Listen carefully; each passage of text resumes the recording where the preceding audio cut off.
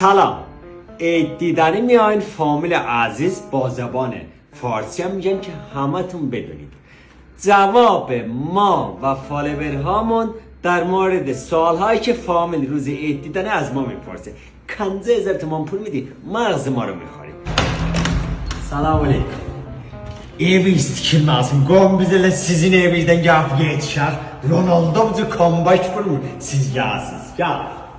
Kafşatınam dedim. Bayrambaş baxazı gördük. Çıxaldın. Gəlin içəri. Çox xoş gəlibsiz. Avvela sen istəyirəm bunu deyim ki, mənim qəsd izdivacım yoxdur. Yox. Hələ toymoy qabaqda yoxdur. İkinci bu arz elim evin Ramzi Wi-Fi-ni itirmişim. Üçüncü bunu arz edeyim, mən qonaqlığa gəlmirəm, işim yoxdur, yox, xoşum gəlməyəm, həmin ki qəzamı yolunda siz əllərinizi ağrımasın.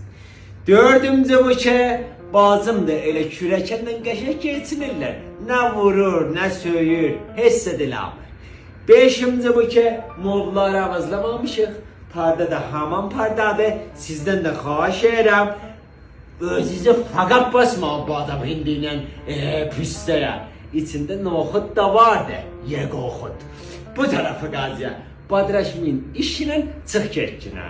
Sizə qurban olum. Dənə-dənə yığışısınız, qağülləsi kimin yığışısınız. Xala amma gilə, amma böyük dənə gilə, böyük dənə gilə, sönəm ammam gilə, ibam ammam gilə. Bir güllə xarvar olsuz, bahman kimin gəlsiniz.